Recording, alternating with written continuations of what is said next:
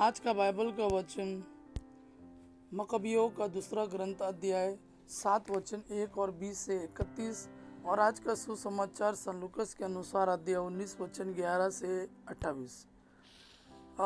मकबियों का दूसरा ग्रंथ अध्याय 7 वचन 1 और 20 से 31। किसी अवसर पर 7 भाई अपनी माता के साथ गिरफ्तार हो गए थे। राजा उन्हें कोड़े लगवा कर और यंत्रणा दिलाकर बाध्य करना चाहता था कि वे स्वर्ग का मांस खाए, जो संहिता में मना किया गया है। माता विशेष रूप से प्रशंसनीय तथा प्रातस्मरणीय है।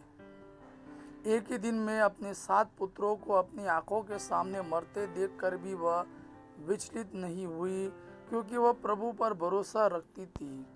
वह अपने पूर्वजों की भाषा में हर एक का साहस बनाती रही, उच्च संकल्प से प्रेरित होकर तथा अपने नारी हृदय में पुरुष का तेज भरकर वह अपने पुत्रों से यह कहती थी, मुझे नहीं मालूम कि तुम कैसे मेरे गर्भ में आए। मैंने न तो तुम्हें प्राण तथा जीवन प्रदान किया और न तुम्हारे अंगों की रचना की। संसार का सृष्टिकर्ता मानव जाति की रचना करता और सब कुछ उत्पन्न करता है। वह दया कर तुम्हें अवश्य ही फिर प्राण तथा जीवन प्रदान करेगा, क्योंकि तुम उसकी विधियों की रक्षा के लिए अपने जीवन का तिरस्कार कर रहे हो। एंटियोक को लगा कि वह उसका तिरस्कार और निंदा कर रही है। अब केवल उसका सबसे छोटा पुत्र जीवित रहा। एंटियोक ने उसे समझाया ही नहीं, बल्कि शपथ खाकर आश्वासन भी दिया कि यदि तुम अपने पूर्वजों के रीति रिवाजों का परित्याग करोगे तो मैं तुमको धन और सुख प्रदान करूंगा, तुम्हें अपना मित्र बनाकर उच्च पद पर नियुक्त करूंगा। जब नवयुवक ने उसकी बातों पर ध्यान ही नहीं दिया तो एंटियोक ने माता को बुला भेजा और उससे अनुरोध किया कि वह नवयुवक को समझाए, जिससे वह जीवित रह सके। राजा के कई बार अनुरोध करने के बाद वह अपने पुत्रों को समझाने को राजी हो गई। वह उस पर झुक गई और क्रूर तानाशाह की अवज्ञा करते हुए उसके पूर्वजों की भाषा में उससे यह कहा, बेटा मुझ पर दया करो। मैंने तुम्हें 9 महीने तक गर्भ में धारण किया और 3 वर्षों तक दूध पिलाया। मैंने तुम्हें खिलाया और तुम्हारी इस उम्र तक तुम्हारा पालन पोषण किया। बेटा मैं तुमसे अनुरोध करती हूँ, तुम आकाश तथा पृथ्वी की ओर देखो, उनमें जो कुछ है उसका निरीक्षण करो और यह समझ लो कि ईश्वर ने शून्य से उसकी सृष्टि की है। मनुष्य भी इस प्रकार उत्पन्न हुआ है। इस जल्लाद से मत डरो, अपने भाइयों को के योग्य बनो और मृत्यु स्वीकार करो, जिससे मैं दया के दिन तुम्हें अपने भाइयों के साथ फिर पा सकूं।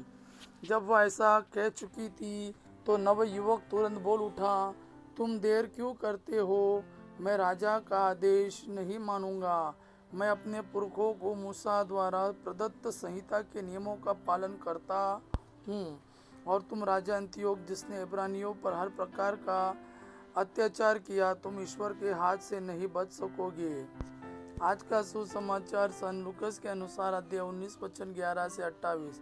जब लोग ये बातें सुन रहे थे तो ईसा ने एक दृष्टांत भी सुनाया, क्योंकि ईसा को यरूशलेम के निकट पा कर वे यह समझ रहे थे कि ईश्वर का राज्य तुरंत प्रकट होने वाला है। उन्होंने कहा, एक कुलीन मनुष्य राज्य पद प्राप्त कर लौटने का विचार से दूर देश चला गया। उसने अपने 10 सेवकों को बुलाया और उन्हें एक एक अशर्फी देकर कहा, मेरे लौटने तक व्यापार करो।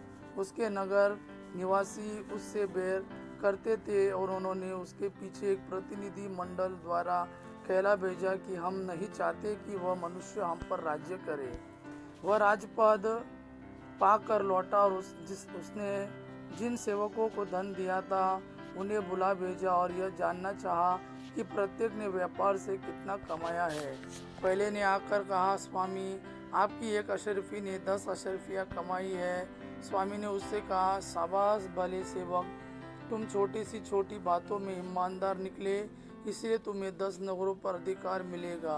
दूसरे ने आकर कहा, स्वामी आपकी एक अशर्फी ने 5 अशर्फियाँ कमाई है।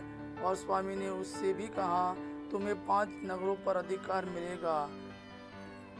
अब तीसरे ने आकर कहा, स्वामी देखिए, यह है आपकी अशरफी। मैंने इसे अंगोछे में बांध रखा था। मैं आपसे डरता था क्योंकि आप कठोर हैं। आपने जो जमा नहीं किया उसे आप निकालते हैं और जो नहीं बोया उसे लूनते हैं। स्वामी ने उससे कहा, दुष्ट सेवक, मैं तेरे ही शब्दों में तेरा न्याय करूंगा। तू जानता था कि मैं कठोर हूँ। मैंने जो जमा नहीं किया मैं उसे निकालता हूँ और जो नहीं बोया उसे लूनता हूँ। तो तूने मेरा धन महाजन के यहाँ क्यों नहीं रख दिया? तब मैं लौटकर उसे सूद के साथ वसूल कर लेता। और स्वामी ने वहाँ उपस्थित लोगों से कहा, इससे वह अशरफी ले लो और जिसके पास 10 अशरफियाँ हैं उसी को दे दो। उन्होंने उससे कहा, स्वामी उसके पास तो 10 अशरफियाँ हैं। मैं तुमसे कहता हूँ, जिसके पास कुछ है उसी को और दिया जाएगा, लेकिन जिसके पास कुछ नहीं है उससे वह भी ले लिया जाएगा जो उसके पास है। और मेरे बैरियों को, जो यह नहीं चाहते थे कि मैं उन पर राज्य करूं, इधर लाकर मेरे सामने मार डालो। इतना कहकर ईसा यरूशलेम की ओर आगे बढ़े। यह प्रभु का वाणी है। प्रभु को धन्यवाद। आबा पिता की महिमा, पुत्र यीशु का प्रेम आप पर सदा सर्वदा बना रहे। आमीन।